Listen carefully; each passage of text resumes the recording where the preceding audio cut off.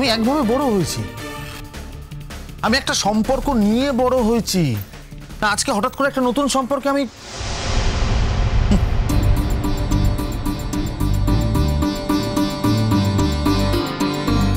আমাকে একটা কথা বলো, আমি তো নাকি এই বাড়ির ছেলে, তাই তো?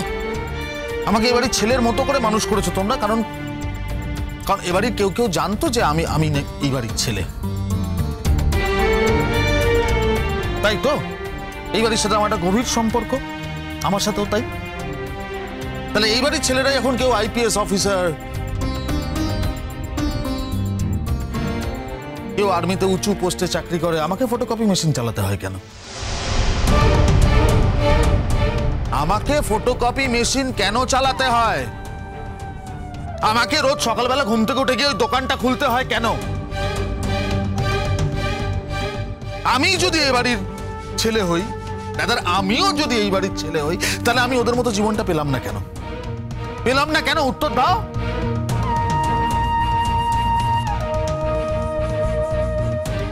অনিদা, তুমি বোধহয় একটা ভুল করছো। এই বাড়ির সব ছেলে যে আইপিএস, এই বাড়ির সব ছেলে যে মিলিটারিতে বড় পোস্টে চাকরি করে তা কিন্তু নয়। এই বাড়ির আরেকটা ছেলে কিন্তু কোনো চাকরি করে না, থিয়েটার করে দিন কাটায়। তুমি তো সত্যিটা জানো, তাহলে অর্ধেক করে বললে কেন? সত্যিটাকে কি তুমি খণ্ড করে দেখো? কেন বলো তো? টুবলুদা চাকরি করে না, টুবলুদা থিয়েটার করাটা বেশি সম্মানের বলে মনে করে, আর সেই জন্য টুবলুদা থিয়েটারটা করে।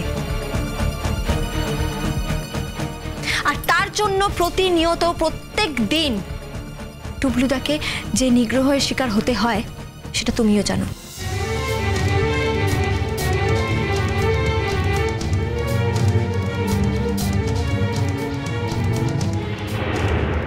এই বাড়ির কোনো লোক কিন্তু টুবলুদাকে কোনো লাইসেন্স দেয়নি যে হ্যাঁ তুই থিয়েটার করতে পারিস, তোকে চাকরি করতে হবে না, এটা কিন্তু কেউ বলেনি। তাহলে তুমি এরকম করে কেন বলছো? তুমিও তো একদিন বলেছিলে যে তুমি চাকরি করতে চাও না, তুমি কারো দাস হতে চাও না, নিজের মালিক নিজে হবে, সেই জন্য তুমি দোকান খুলবে, কারণ দোকান খোলাটা তোমার কাছে বেশি সম্মানের। তাহলে আজ আক্ষেপ করছো কেন? তাহলে কি আমি এটা ধরে নেব সেই দিন তুমি যেটা বলেছিলে সেটা তোমার মনের কথা ছিল না? কোথাও না কোথাও তোমার মনের কণায় হীনমন্যতা কাজ করতো, কারণ তুমি একটা দোকান খুলেছো বলে। এটা কি সত্যি? তাহলে তো এটা বলতে হয় অনিতা, আজ তোমাকে আমরা নতুন করে চিনলাম, তাই না?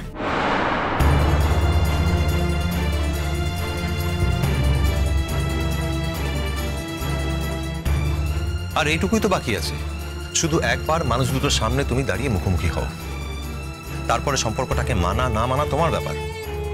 তাদের সামনে দাঁড়িয়ে তুমি স্পষ্ট বলে দাও না, যদি তুমি মানতে না চাও তাহলে তারা যতই তোমাকে নিজের ছেলে বলে মানুক, তুমি তাদের বাবা মা বলে মানবে না, ব্যাস এইটুকুই তো। আমি তোমাকে যতদূর চিনি অনিতা, তুমি যদি একবার পিসমণির সামনে গিয়ে বলো যে তুমি পিসমণিকে মা বলে ডাকতে অস্বীকার করছো, আমি মেনে নেব। আমি মেনে নেব যে আমি এতদিন ধরে যা যা করেছি সব ভুল করেছি।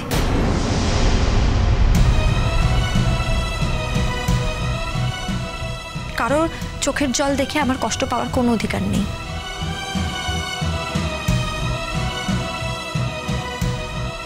তুমি শুধু আমাকে এতটুকু বোঝার সুযোগ দিয়ে দাও, ব্যাস। এই তোমার কি মনে হয় বলো তো? কি মনে হয়?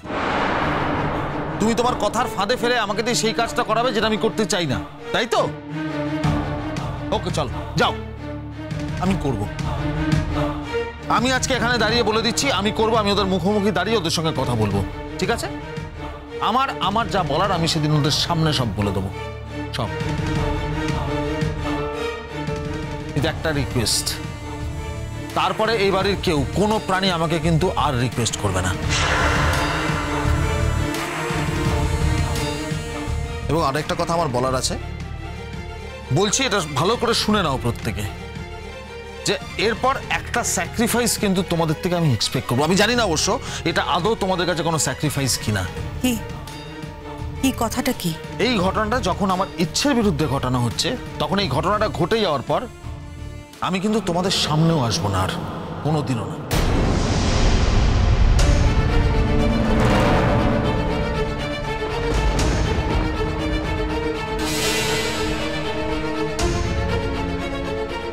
তার মানে আমি যখন আমার মা বাবাকেই স্বীকার করে নিচ্ছি না, তখন তুই কে, তোমরা কে? আমি চাইবো না যে তোমরা কেউ আমার সঙ্গে কোনো যোগাযোগ রাখো।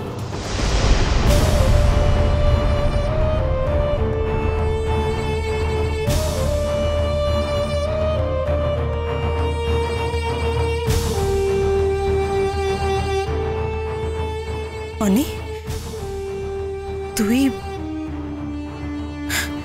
তুই এই কথাটা পারলি বলতে? তুই আমাদের সাথে সম্পর্ক না রেখে থাকতে পারবি অনিদা?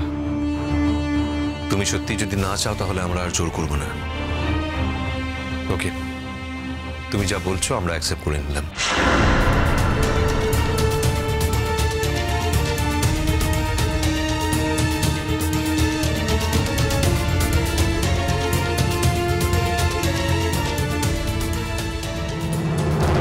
অনিদা,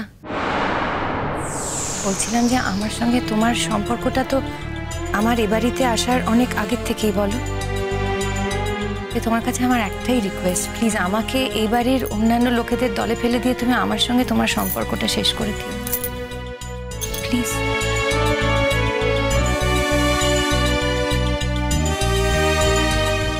না রূপকথা, আমি আর পুরনো কিছুর সঙ্গে নিজেকে জড়াতে চাই না।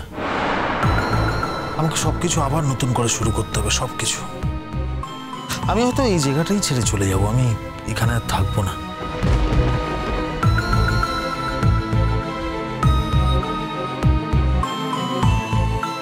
তবে একটা কথা, যে মেয়েটা আমার সবকিছু শেষ করে দিল, সব উলট পালট করে দিল, তাকে কিন্তু আমি কোনোদিনও ক্ষমা করতে পারবো না।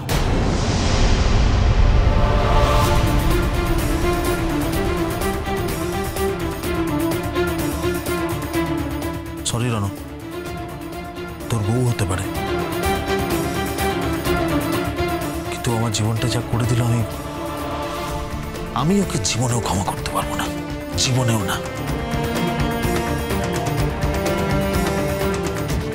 আমি তোমার ক্ষমা চাই না অনিদা, আমি শুধু এইটুকু চাই যে তুমি পিসিমণির সামনে গিয়ে পিসিমণিকে বলো যে তুমি তাকে মা হিসেবে স্বীকার করো না আর তার সঙ্গে কোনো সম্পর্ক রাখতে চাও না।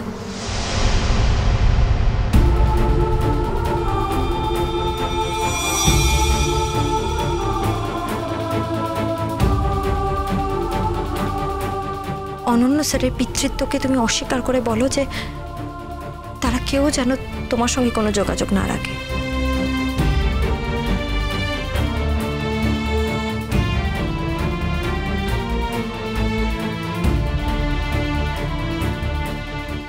শুধু এইটুকু করে দাও তুমি, ব্যাস।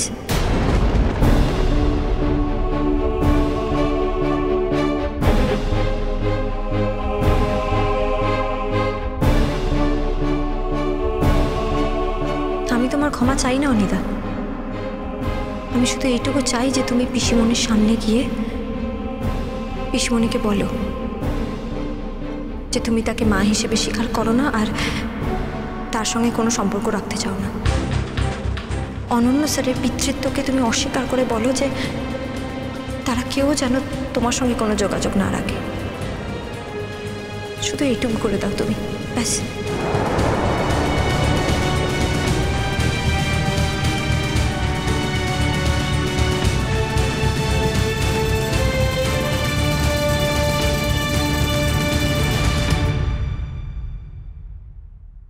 মানে আমি খুব অবাক হয়ে যাচ্ছি যে তুমি এইবারই যোগ্য হলে কি করে। মানে আমি জানি না রণ তোমাকে কিভাবে মেনে নিচ্ছে। এনাফ অনিদা, এনাফ। তুমি যথেষ্ট অপমান করেছো ইমনকে, আর একমাত্র তুমি বলে আমি তোমাকে এতটা অ্যালাউ করেছি। তোমার জায়গায় যদি অন্য কেউ এতটা অপমান ইমনকে করতো, আমি তার অনেক আগেই মুখ বন্ধ করে দিতে পারতাম। একবার ভেবে দেখো তো, ইমনকে অপমান করার আগে তুমি নিজের বাবা মাকে কতটা অপমান করেছো। হ্যাঁ, আমার বাবা মা কে? কুসুম দোলা।